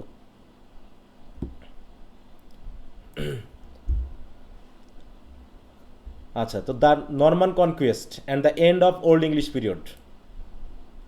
তাহলে আমরা কি দেখলাম যে ওল্ড ইংলিশ পিরিয়ডের বেশ কিছু ঘটনা ঘটেছে, যেটা আমাকে এখন একটু পিছনে আবার মনে করাতে হচ্ছে, যে আলফ্রেড দ্য গ্রেটের মৃত্যুর পর আরও কয়েকজন রাজা ছিল যারা চেষ্টা করেছে রাজ্যটাকে ধরে রাখার জন্য, কিন্তু লাস্ট যে রাজা ছিল তার মৃত্যুর পর, নাকি যে সিনেটের মৃত্যুর পর আবার তিনি যে স্ট্যাবিলিটিটা রক্ষা করতে পেরেছিলেন সেটা আবার কি হলো, পুনরায় ফিরে আসলো, political instability return to weak successor. মানে তার পরবর্তী যে রাজারা ছিল তারা হয়তো দুর্বল ছিল বা নিজেদের ভিতরে ইন্টারনাল কনফ্লিক্ট ছিল, সে কারণেই তিনি যে পর্যন্ত রাজ্যকে পলিটিক্যালি স্টেবলভাবে রাখতে পেরেছিলেন সেটা থাকলো না। আর এই সুযোগটা নিয়ে নিল হচ্ছে নরম্যান্ডি, তাই তো, ওখান থেকে আসা কিছু লোক। দেখো, the Norman conquest and the end of old English period. The Old English period ended dramatically with the Norman conquest of 1066 after the death of Edward the Confessor. দেখো, এডওয়ার্ড দ্য কনফেসর এর মৃত্যুর পর a succession crisis led to the invasion of England. তাহলে Edward the Confessor যে রাজা, তার মৃত্যুর পরে পরবর্তী রাজা কে হবে, সাকসেশন মানে কি, সিংহাসন আরোহণ কে করবে, এটা নিয়ে যে ক্রাইসিস হলো, সেই ক্রাইসিসেই মোটামুটি ইংল্যান্ডকে আক্রমণ করা হলো। কাদের দ্বারা? By William. উইলিয়াম নামে একজন ডিউক, দেখো ডিউক অফ নরম্যান্ডি, তিনি কি কি করলেন? হ্যাঁ, ডিউক অফ নরম্যান্ডি করলেন কি, ইংল্যান্ডকে দখল করে নিলেন, মানে আক্রমণ করলেন। এবং সেই সময় রাজা ছিল হচ্ছে কিং হ্যারোল্ড, দেখো হ্যাঁ, কিং হ্যারোল্ড। তাহলে William defeated King Harold at the battle of Hastings and establish Norman rule. এটা আমরা আর্লি মানে মিডল ইংলিশ পিরিয়ডে গিয়ে পড়বো, সেখানে মেনলি আমরা এই ব্যাটল অফ হাস্টিংসের বিষয়টা আরও ভালো করে জানবো। তাহলে এখানে নরমান কনকোয়েস্টে কার সাথে কার যুদ্ধ হলো এবং যুদ্ধটার নাম কি বলো? ব্যাটল অফ হাস্টিংস, উইলিয়াম হচ্ছে কিং হ্যারল্ডকে হারালো। হ্যারোল্ডের তাহলে last king, Battle of Anglo Saxon last king হচ্ছে কি, কিং হ্যারোল্ড। এটা হচ্ছে Anglo Saxon the last king. তিনি পরাজিত হলেন ডিউক অফ নরম্যান্ডি উইলিয়ামের দ্বারা। পরাজিত হলে পারে এই দখল করে নিল এই রাজ্যটাকে, তারা আবার নরমান রুল এখানে প্রয়োগ শুরু করলো। তারপর দেখো ওই যে যেটা শুরু হয়েছিল রোমান থেকে, রোমান হলো, অ্যাংলো স্যাক্সন হলো, Scandinavian Germanic rules and regulations আসলো, তারপরে আবার এই যে নরম্যানদের ব্যাপার, নরম্যান্ডি থেকে নর্মাল রুল আসলো। তার মানে ইংলিশ বলে আজকে যে জাতটাকে আমরা দেখতেছি, এখানে অনেক বিবর্তন হয়েছে, বিবর্তন হতে হতে এখানে এসেছে। দেখো the Norman conquest introduce feudalism. একটা প্রশ্ন আসে অনেক সময়, হ্যাঁ, যে what is the significant event, তাই তো, বা why the age 1066 is important. Hello, 1066 কেন ইম্পর্টেন্ট, এই সালটা কেন ইম্পর্টেন্ট, কি ঘটেছিল এই সময় বলো? স্যার কিং হ্যারল্ড উইলিয়ামকে স্যার ডিফিট করেছিল স্যার। নরমান কনকুয়েস্ট ঘটেছিল, তাই তো, এটা বলতে হবে নরমান কনকুয়েস্ট ঘটেছিল। এখানে কি ঘটেছিল, যে ডিউক অফ নরম্যান্ডির William Anglo Saxon king last যিনি ছিলেন কিং হ্যারোল্ড, তাকে পরাজিত করে দখল করে নিলেন ইংল্যান্ড। তাহলে the Norman conquest introduce feudalism. এখন এই ফিউডালিজমটা কি জিনিস, ফিউডাল সিস্টেম বলতে কি বোঝাই আমরা? তন্ত্র, হ্যাঁ বলো। সামন্ততন্ত্র না সামন্ততন্ত্র কি feudalism? জিনিস? সামন্ততন্ত্র কি জিনিস? তাদের পরিচালনা করতে স্যার যারা অ্যারিস্টোক্রেটিক যারা, তারা হচ্ছে পাওয়ারফুল থাকে। একজন রাজার অধীনে কি থাকে, অনেকগুলো নভেল থাকে, তাই তো, যাদেরকে কি করা হয়, ছোট ছোট রাজ্য পরিচালনায় ক্ষমতা দেওয়া হয় মিলিটারি সার্ভিস দেওয়ার মাধ্যমে, ঠিক আছে। তো দেখো the dominant social system in মেডিয়েভাল Europe in which the nobility held lands from the crown. Crown মানে রাজা, রাজার কাছ থেকে তারা নির্দিষ্ট পরিমাণ জমি জায়গা, যেমন আমরা ওই যে 12 ভূঁইয়ার নাম শুনেছি, 12 ভূঁইয়া, জি স্যার। হ্যাঁ, ওরা ছিল কি সামন্ত প্রভু বলা হয় ওদেরকে, ঠিক আছে তো, in exchange for military service. তাহলে রাজা তাদেরকে মিলিটারি, মানে রাজাকে তারা মিলিটারি সার্ভিস দিত, আর রাজা তাকে জমি জায়গা দেখার জমিদারি প্রথার সুযোগ দিত for military service. And vassals were in turn tenants of the nobles, while the peasants, peasant মানে কি কৃষক, were obliged to live on their lords land. ওই যে কৃষকেরা কী করতো, তাদের এই জমিদারির অধীনে তাদেরকে কাজ করতে হতো। And give him homage labour and share of the produce, ছিল না তে ভাগা, হ্যাঁ, এরকম বিভিন্ন ভাগার সিস্টেম ছিল, সেগুলো রাজা। তাহলে কি হলো, একটা নোবেল জমি জায়গার কর পেতো আর কি, আর ওই নোবেল ম্যানেরা তারা রাজাকে মিলিটারি সার্ভিস দিত, যে রাজা যদি কোনো দেশ দখল করার ক্ষেত্রে হোক বা অন্য এক্সটার্নাল কোনো ফোর্সের অধীনে আসে, তখন এই নোবেল ম্যানেরা তাদের যে মিলিটারি সার্ভিস ছিল নিজস্ব, তারা রাজাকে দিয়ে হেল্প করতো, ঠিক আছে। তো এইটা হচ্ছে কি ফিউডালিজম। তাহলে সেই ফিউডালিজমটা শুরু হলো নরমান কনকোয়েস্ট পরবর্তী। Centralised administration and French culture influence. তাহলে এরা আবার দেখো, এর আগে আসলো রোমান ইনফ্লুয়েন্স, তারপরে আসলো জার্মানিক ইনফ্লুয়েন্স, তাই তো, এখন আসলো কি ফ্রেঞ্চ কালচার ইনফ্লুয়েন্স। হ্যাঁ, এবং হলো কি অ্যাংলো স্যাক্সন পলিটিক্যাল ইনস্টিটিউশন আর রিপ্লেসড। ওই যে অ্যাংলো স্যাক্সন এতদিন ধরে, এই যে 450 থেকে 1066, প্রায় 600 বছর অ্যাংলো স্যাক্সনদের যে পলিটিক্যাল ইনস্টিটিউশনগুলো ছিল, সেগুলো রিপ্লেসড হয়ে গেল কাদের দ্বারা, নরমান সিস্টেম দ্বারা। And English society entered a new historical phase. This event marks the transition from the Old to Middle English period. আর এভাবেই ওল্ড ইংলিশ পিরিয়ড থেকে আমরা মিডল ইংলিশ পিরিয়ডে প্রবেশ করব। তা এই হচ্ছে মোটামুটি রাজনৈতিক ঘটনা। এর ভিতর থেকে যেগুলো মোটামুটি মানে মাথায় আসার মতো কিছু ঘটনা যেগুলো এসেছে, সেগুলোই মোটামুটি দেখবো যে তোমরা উইলিয়াম জে লংয়ের বইয়ে ওই কথাগুলো দেওয়া আছে, যদিও এত বিস্তারিতভাবে উইলিয়াম জে লংয়ের বইটাও দেওয়া নাই, হ্যাঁ, ঘটনাগুলো যা ছোটো ছোটো করে দিয়ে রাখছে, বিশেষ করে নর্দাম্ব্রিয়ান যে ঘটনাটা আছে, কীভাবে সব দখল করে নিল, ধ্বংস করে, ওখানে ওই সাহিত্যের অংশটুকু সাহিত্যের মতো করে দেওয়া আছে। হ্যাঁ, তো যাই হোক, এবার আমরা এখানে লিটারি হিস্ট্রিটা একটু দেখবো যে এইখানে তাহলে লিটারেরি ব্যাপারটা কী আসলো, যেহেতু আমরা লিটারি হিস্ট্রি পড়তেছি, লিটারেচারের ক্ষেত্রে কী ধরনের প্রভাব আমরা এখানে পেলাম এই ওল্ড ইংলিশ পিরিয়ডে, এবং সাহিত্যকর্মটা কেমন ছিল। তো দেখো, old English period also known as Anglo Saxon period, তাই না, কত থেকে কত, এখানে হচ্ছে represent the earliest record phase in the history of English literature. This formative age began after the withdrawal of Roman authority, এটা তো আমরা বারবারই পড়তেছি। এইখানে যেটা আমরা দেখবো, দেখো এই যেহেতু পূর্বের ঘটনাগুলো আমরা জানি, as a result old English literary works vividly reflect the struggle, beliefs and values of people negotiating between a heroic pagan past and a developing Christian present. তার মানে কি, অতীতে মানুষ ছিল হচ্ছে কি, কোন বিশ্বাসে বিশ্বাসী, প্যাগানিজমে বিশ্বাসী, সেটা আবার ক্রিশ্চিয়ান তারা কনভার্টেড হলো। তাহলে এই বিষয়গুলো কিন্তু সাহিত্যকর্মের ভিতরে উঠে এসেছে, সাহিত্যকর্মের ভিতরে এই কথাগুলোই বা এই ব্যাপারগুলো এসেছে, কারণ সাহিত্য মানেই সেখানে রাজনৈতিক বিশ্বাস থাকবে, ধর্মীয় বিশ্বাস থাকবে, তাই তো, তারপরে কালচারাল যে ব্যাপারগুলো সব কিছু এখানে আসবে। তো আমরা যদি তৎকালীন সাহিত্যকর্মগুলো পড়ি তাহলে এইগুলোই আমরা ঘুরে ফিরে পাবো, যদিও সাহিত্যকর্মের পরিমাণটা খুবই কম ওই সময়ে ছিল, কারণ মানুষ কি শান্তিতে ছিল বলো, সবসময় কি মানুষ সবসময় অশান্তিতে ছিল, একটার পর একটা আক্রমণ হচ্ছে, শান্ত কিছুক্ষণ থাকতেছে তো আবার আরেকজন এসে আক্রমণ করতেছে, এইভাবে সাহিত্যকর্ম রচনা করা সম্ভব না। তো হয়তোবা ইতিহাস হিসাবে যে অ্যাংলো স্যাকশন ক্রনিকেল বা ইক্লেসিয়াস্টিক্যাল হিস্ট্রি অফ ইংলিশ পিপল, এখানে হয়তো কিছু কিছু বিষয় রাখা হয়েছে, আর হচ্ছে কিছু ছোটোখাটো সাহিত্যকর্ম হয়তো বা বিনোদনের পারপাসে যেগুলো ওরালি ছিল সেরকম কিছু সাহিত্যকর্মের নাম আমরা পাবো, যেমন বিয়ল্প আমরা পাবো। তাই বলছে despite being produce in an এরা of N associated with instability and violence. দেখো, হ্যাঁ, সবসময় ইনস্টেবিলিটি এবং ভায়োলেন্স থাকার কারণে হয়তো এই যুগে কঠিন ছিল। হ্যাঁ, তারপরে Old English literature displays remarkable artistic sophistication, emotional depth and psychological মানে ফিলোসফিক্যাল সিরিয়াসনেস। বিশেষ করে its poetry and prose explore human concern such as loyalty, honour, exile, faith, দেখো faith, suffering and the passage of time, এইগুলো বেশি উঠে এসেছে। All the return in a language vastly different from modern English. হ্যাঁ, তাহলে যদিও তৎকালীন English কি মডার্ন ইংলিশের মতো হবে বলো, এখন যে ইংলিশ নিশ্চয়ই আলাদা হবে। Old English literature forms the foundation upon which the entire English literary tradition is build. আর ডিটেল স্টাডি, অর্থাৎ যাও ওটা আমাদের পড়ছি না, তাহলে এই কথাগুলো এসেছে। হিস্ট্রিক্যাল ব্যাকগ্রাউন্ড, তাহলে সেটা যদি আমরা একটু দেখি, হিস্ট্রিক্যাল ব্যাকগ্রাউন্ড তো আমরা পড়েছি, তারপরে এখানে কিছু কিছু কথা আছে যেগুলোর সাথে রিলেটেড হয়ে গেছে। দেখো, the roots of English literature lie in the migration and settlement of Germanic tribe. Say tribe তিনটার নাম কি? অ্যাঙ্গেল সেকশন হ্যাঁ, এদের এই তিনটা জার্মানিক ট্রাইব এখানে মাইগ্রেট করলো এবং সেটেলমেন্ট করা শুরু থেকে মোটামুটি ওল্ড ইংলিশ লিটারেচার শুরু হলো। Who arrived in Britain during the 5th century after the Romans withdraw their legions. This tribe brought with them a rich oral tradition of story telling. তাহলে তারা সাথে করে এরকম স্টোরি টেলিং ট্রেডিশনটা নিয়ে এসেছিল, oral যেটা, সেটা হতে পারে পোয়েট্রি, সেটা হতে পারে সং, এইগুলো। Their culture valued heroic deeds, আর তাদের মেইন, তারা যেহেতু যোদ্ধা টাইপের ছিল, কেউ অন্যান্য রকমের ছিল, তাদের অধিকাংশ সাহিত্যকর্মের ভিতরের যে থিম, সেই থিমেটিক আইডিয়ালগুলো ছিল হচ্ছে heroic deeds, loyalty to one's lord and the pursuit of ফেম।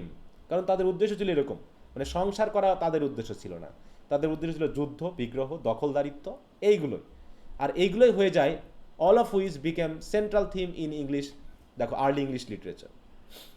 তাহলে এখানে কী কী আমরা পাচ্ছি, যে heroic deeds, loyalty to one's lord, লর্ডের প্রতি লয়াল থাকা, তারপর হচ্ছে কি দ্য পারসুট অফ ফেম, খ্যাতি অর্জন করার চেষ্টা করা, এগুলি হচ্ছে কি তৎকালীন সাহিত্যকর্মের কী ছিল বলো, থিম ছিল নাকি? Initially literature existed primarily in oral form. প্রথম দিকে সাহিত্য ওরাল ফর্মে ছিল। স্টোরিজ অফ হিরোইক অ্যানসেস্টার্স, মানে ওরাল ফর্ম মানে কি বলো, আগের সাহিত্যকর্ম ছিল হচ্ছে মৌখিক। সরি দাঁড়া, আমি একটু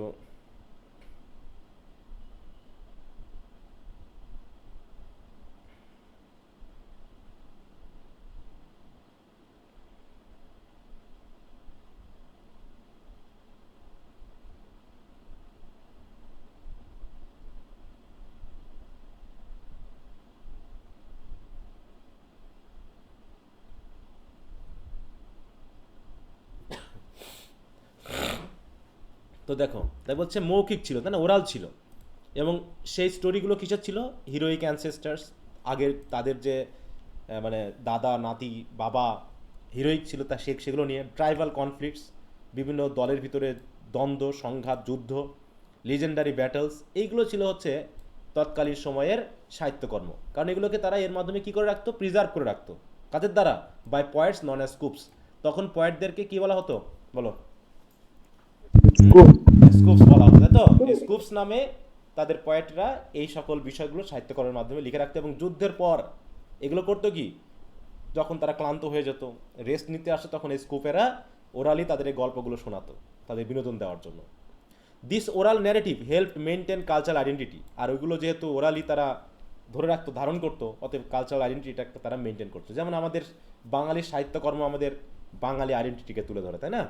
and social cohesion in a world without widespread literacy. যদিও তাদের লিটারেসি ওয়ার্ড স্পিড ছিল না, মোটামুটি সীমাবদ্ধ ছিল, তারপরেও তারা চেষ্টা করেছে সাহিত্যকর্মের মাধ্যমে এই তাদের ঐতিহ্যগুলোকে ধরে রাখতে এবং তাদের ভিতরে সামাজিক যে কোহেশন, মানে বুঝো তো, সংঘবদ্ধতা, সেগুলোকে টিকিয়ে রাখতে। Over time, the Anglo-Saxons settled permanently and established kingdoms. These oral traditions were gradually recorded in written writing. তারপর যখন অ্যাংলো স্যাক্সনরা ইংল্যান্ডে চলে আসলো, তারা এখানে সেটেল করলো, তখন মোটামুটি তাদের এই ওরাল যে ট্রেডিশনটা সেটা রিটেন ল্যাঙ্গুয়েজে তারা রেকর্ড করে রাখা শুরু করলো। আর মেজর টার্নিং পয়েন্ট, তাহলে দেখো ক্রিশ্চিয়ানিটি আসার আগ পর্যন্ত রিটেন সিস্টেমটা ছিল না বললেই চলে। কিন্তু যখন ক্রিশ্চিয়ানিটি আসলো, সেটাকে তো প্রচার করার প্রয়োজন হলো, চার্চ প্রতিষ্ঠা করার প্রয়োজন হলো, মোনাস্টারি তারা এস্টাবলিশমেন্ট করলো, তাহলে এটা একটা মানে কি লার্নিং গ্রাউন্ড হয়ে গেল। আর লার্নিং গ্রাউন্ডের জন্য অবশ্যই লিখিত রূপ দরকার। হ্যাঁ, তাই বলছি দেখো, a major turning point in the literary history of old English period was the introduction of Christianity in 597 AD through the mission of Saint Augustine. The establishment of monasteries transformed the literary landscape as monks became the primary custodian of learning and literacy. কারণ মঙ্করা সেখানে শিক্ষা, সাহিত্য, তাই তো, সাক্ষরতা, এগুলোর অংশ হয়ে গেল তারা। দে ইন্ট্রোডিউস দ্য ল্যাটিন অ্যালফাবেট, কারণ রোমান ল্যাঙ্গুয়েজের নাম কি বলো? ল্যাটিন অ্যালফাবেট তারা এখানে কি করলো, ইন্ট্রোডিউস করা শুরু করলো। Preserve existing oral tradition by writing them down and produce new religious work. তাহলে নতুন নতুন তারা ট্রেডিশনগুলো কি, দেখো, preserve existing oral tradition by writing them down. হ্যাঁ, তাহলে এখানে চলমান অ্যাংলো স্যাক্সনদের মধ্য থেকে আসা যে চলমান ওরাল ট্রেডিশনের যে সকল সাহিত্যকর্ম আছে, তাই তো, ন্যারেটিভ আছে, সেগুলোকে তারা লিখিত রূপ দেওয়া শুরু করলো এবং তারা সেগুলোকে প্রিজার্ভ করে রাখা শুরু করলো। এইভাবে অ্যাংলো স্যাক্সনদের জার্মান আর হচ্ছে এদিকে মানে কি ক্রিশ্চিয়ানিটির ল্যাটিন ওয়ার্ক, এই দুটা মিলে একটা ফিউশন শুরু হলো। হ্যাঁ, একটা মানে মিশ্রণ শুরু হলো। দেখো, the fusion of Germanic oral culture with Christian learning gave rise to a unique and enduring literary tradition. অতএব একটা নতুন একটা ট্রেডিশন শুরু হয়ে গেল। তাহলে এতক্ষণ এর আগে আমরা পড়লাম হচ্ছে রাজনৈতিক বিষয়, আর এখন পড়ছে কি বলো? লিটারেচার। তাহলে দেখো তো রাজনৈতিক বিষয়টা কি লিটারি ট্রেডিশনকে কি ইনফ্লুয়েন্স করছে না এখানে? জি স্যার। হ্যাঁ স্যার। আচ্ছা, the Old English language characteristics and literary style. দেখো, ওল্ড ইংলিশ যেটা হচ্ছে কি জার্মান ল্যাঙ্গুয়েজ, ল্যাটিন ল্যাঙ্গুয়েজ মিলে যে ইংলিশটা আমরা পাচ্ছি সেটা হচ্ছে ওল্ড ইংলিশ। দেখো, old English, the language used in literary works of this period was a Germanic language, profoundly different from modern English in grammar, vocabulary and syntax. এগুলো থেকে সম্পূর্ণ আলাদা ছিল।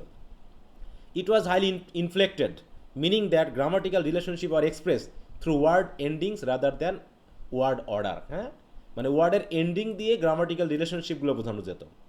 এদের কোনো অর্ডার ছিল না, যেমন সাবজেক্ট, ভার্ব, অবজেক্ট এগুলো ভাবি, ওদের ওরকম সিস্টেম ছিল না। As a result, old English allowed great flexibility in sentence structure which points use to enhance rhythm and emphasise. যেহেতু ফ্লেক্সিবিলিটি ছিল, যে যার মতো করে তো করতে পারতো, সিস্টেমাইজ করতে পারতো, এই জন্য কবিরা বা রাইটারেরা নিজের মতো করে ব্যবহার করতো। The style of old English literature is marked by seriousness, dignity and intensity. The language is direct yet highly expressive. হ্যাঁ, ল্যাঙ্গুয়েজগুলো একদম ডাইরেক্ট ছিল কিন্তু এক্সপ্রেসিভ ছিল, relying on strong verbs, compound words and vivid imagery. এখানে তো আমরা জানি যে ওল্ড ইংলিশগুলো স্টাইল কেমন, তাই না? আমরা জানি না, দেখা যাচ্ছে হ্যাপ লেখে, দাই লেখে, এরকম না? এখন কি আমরা ওগুলো ইউজ করি মডার্ন ইংলিশে? হ্যাঁ, বলো। The tone is often solemn and reflective. এই যে ফিচারগুলো খেয়াল রাখবা যে ওল্ড ইংলিশ লিটারেচারে, তাই তো, তাদের থিমেটিক স্টাইলগুলো কেমন ছিল, ল্যাঙ্গুয়েজ কেমন ছিল, তারপর টোন কেমন ছিল। দেখো, the tone is often solemn and reflective, shaped by a world wide that recognize the fragility of human life and the inevitability of death. কারণ তখন মানুষের জীবনটা ছিল অনিশ্চিত, ফ্রেজাইল ছিল হিউম্যান লাইফ, কখন মরবে ঠিক নাই, কখন এসে কে কাকে আক্রমণ করে, একদম রাত দেখাচ্ছে একদল আক্রমণ করে পুরো শান্তপূর্ণ একটা গ্রামকে পুরো আগুনে পুড়িয়ে দিল, মানুষ ওখানে বাচ্চা কাচ্চা সহ সব পুড়ে মারা গেল। এই বিষয়গুলো তাদের সাহিত্যকর্ম উঠে এসেছে। এই জন্য বলা হচ্ছে কি tone is solemn and reflective. Solemn and reflective, এখানে কি হ্যাপিনেস বোঝাচ্ছে নাকি একটা গম্ভীরতা আছে, একটা স্যাডনেস আছে এর ভিতর, তাই না? আমরা জানি রিফ্লেকটিভ বলতে আমরা কি চিন্তাশীলতাকে বোঝাই, চিন্তাশীল একটা স্যাডনেসকে বোঝাই। কারণ কি সবসময় ভাবছি কখন জীবন আছে কখন নাই।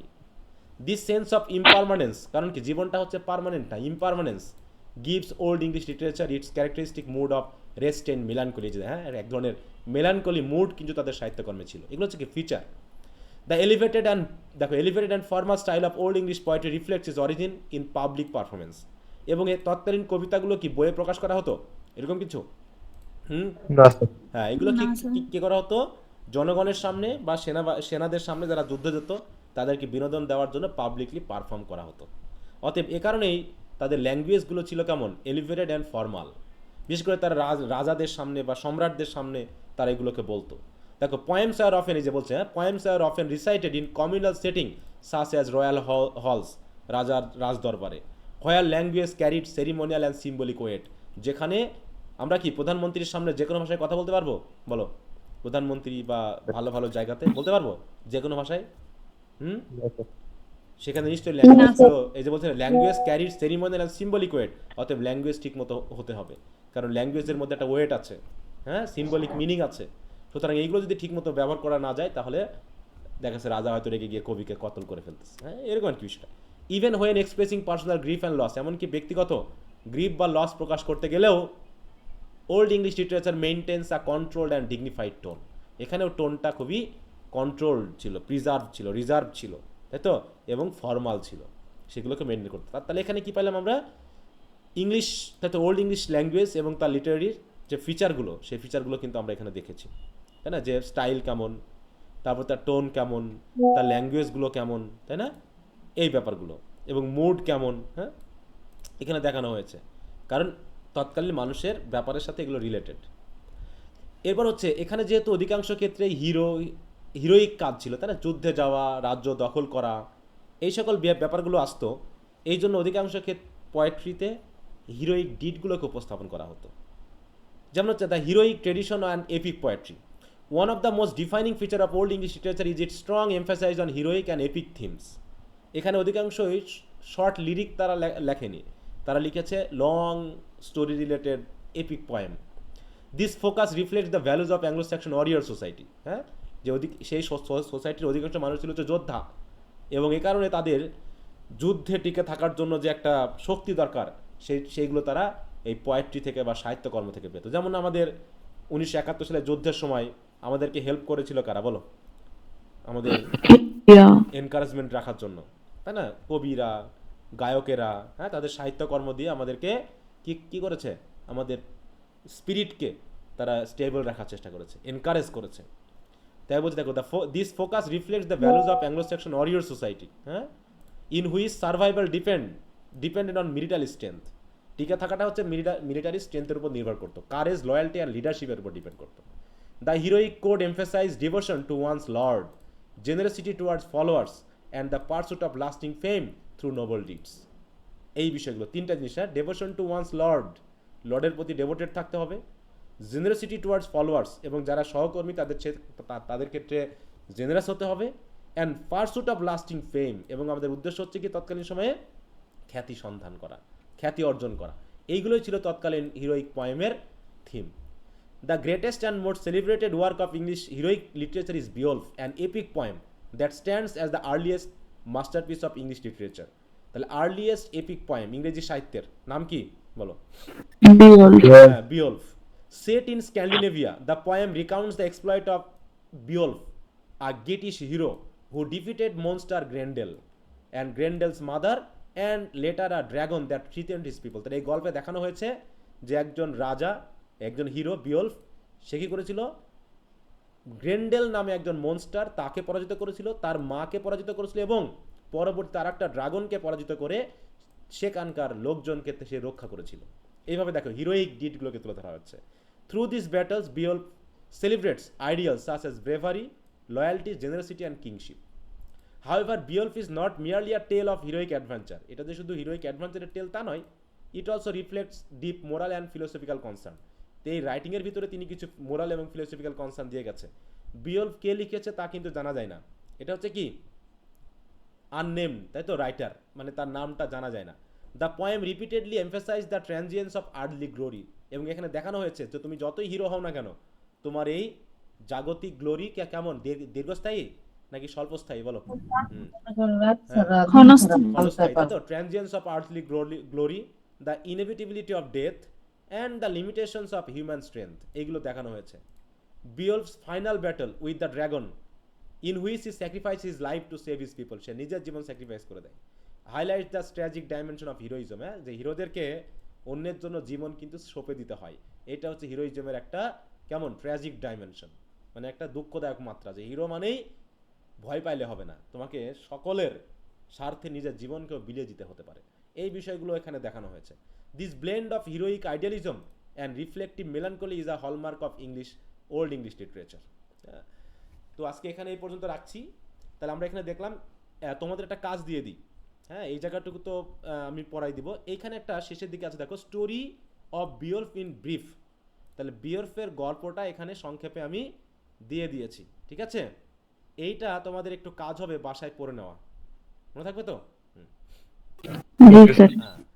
তাহলে এই জায়গা, এই গল্পটা এখানে কার সাথে কারকে যুদ্ধ হয়েছে, বিওলফ এবং গ্রেন্ডেলের মধ্যে যুদ্ধ, তারপর Grendel's mother and second battle, তারপর হচ্ছে Beowulf's return and rise to kingship, তারপর হচ্ছে লাস্ট যে ড্রাগন, সে ড্রাগনের, এবং ফাইনাল ব্যাটল এবং বিওলফের মৃত্যু। হ্যাঁ, এটা যেহেতু একটা এপিক পয়েম, কিন্তু আমরা এপিক পয়েমের শর্ট একটা গল্প যে কাহিনীটা সেখানে এটা দেখবো, কারণ এখানে একটা বড় কোশ্চেন থাকে, দুটা কোশ্চেন থাকে এই ওল্ড ইংলিশ পিরিয়ড থেকে। একটা হচ্ছে write a note on Beowulf, আর একটা হচ্ছে যে social picture of Anglo Saxon, তাই তো, মানে লাইফ রিলেটেড টু বিওলফ, মানে বিওলফের উপর ভিত্তি করে অ্যাংলো স্যাকশন পিরিয়ডের মানুষদের লাইফ কেমন ছিল। কারণ তৎকালীন সময়ে তার হিস্ট্রি লেখা হয়নি, তখন সাহিত্যকর্মের ভিতর দিয়ে যা পাওয়া গেছে তাই আমরা বুঝতেছি। যদি রাইটিং সিস্টেমটা না থাকতো তাহলে কি আমরা ইতিহাস জানতে পারতাম, বা ইতিহাস সিস্টেম কি রাখা যেত বলো? না স্যার, হ্যাঁ, রাখা যেত না। এই যে আমরা সক্রেটিস, প্লেটো, এদের নাম জানি, বা তারও আগের সাহিত্যকর্মের বা অনেক জ্ঞানী গুণী মানুষের নাম জানি, এগুলো কিসের মাধ্যমে জানা সম্ভব হয়েছে বলো? যদি লিখিত রূপ না থাকতো তাহলে কি আমরা এদেরকে পেতাম? এতদিন কি প্রিজার্ভ করা সম্ভব ছিল? হ্যাঁ, ছিল না, তাই না? হ্যাঁ, তাহলে তোমাদের কাজ হলো এই বিওলফের গল্পটা পড়া, ঠিক আছে তো? তারপরে আমরা এখানে আগামী দিন এখান থেকে ফিগারেটিভ ল্যাঙ্গুয়েজের কী বিষয়গুলো আছে, তো এখানে যেহেতু কিছু বোঝার বিষয় আছে এই জন্য আমি এটা তোমাদের দিচ্ছি না, কিন্তু গল্পটা তোমরা পড়লে অন্তত হালকা করে বুঝবা। হ্যাঁ, এবং এটার উপর ভিত্তি করে আমরা পড়বো হচ্ছে, দেখো, social life of Anglo Saxon people as reflected in বিওলফের উপর ভিত্তি করে আমরা এখানকার মানুষদের চিন্তা ভাবনা, বিশ্বাস কী ছিল সেটা আমরা জানবো। এই মোটামুটি শীটের এই জায়গাগুলো পড়লে তোমরা দেখবা যে পরবর্তীতে আমরা উইলিয়াম জে লং এর বইটাকে আমরা যদি একটু জাস্ট রিভিশন দিব, ক্লিয়ারলি তোমরা বুঝে যাবা। ওখানে কিছু সাহিত্যকর্মের নাম থাকবে যেগুলো আমরা একটু পড়ে নিব। হ্যাঁ, বলো। স্যার, এখানে একটু আগে এপিক বা, হ্যাঁ, এই যে এলিজিয়াক পোয়েট্রি ওইটা দেখছিলাম, ওইটা স্যার যে বিওলফ কেন এপিক বা এলিজি এরকম কিছু স্যার আছে? কোথায়? এই যে এটা এপিক পোয়েট্রি কেন, এরকম কোনো বিওলফ, এরকম কি, এরকম কোনো প্রশ্ন বা এরকম কিছু আসে স্যার? সেটা আমরা পরে দেখতে পাবো। তুমি আগে বিওলফ বুঝেছো কিনা সেটা বল। জি স্যার, বুঝতে পারছি। হ্যাঁ, আগে তুমি যেগুলো পড়তে থাকো, তারপর প্রশ্ন তুমি বুঝতে পারবা যে কি কি প্রশ্ন আসে, ঠিক আছে? জি স্যার। হ্যাঁ,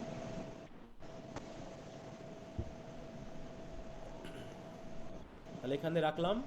তাহলে বাকি যে পড়াটা দিলাম এটা পড়ে ফেলবা, ঠিক আছে? আর শিটগুলো একদম ভালো করে রিডিং দিবা, মনে থাকবে? Okay sir. আচ্ছা, তো ঠিক আছে, সবাই ভালো থাকো। ওকে, গুড নাইট।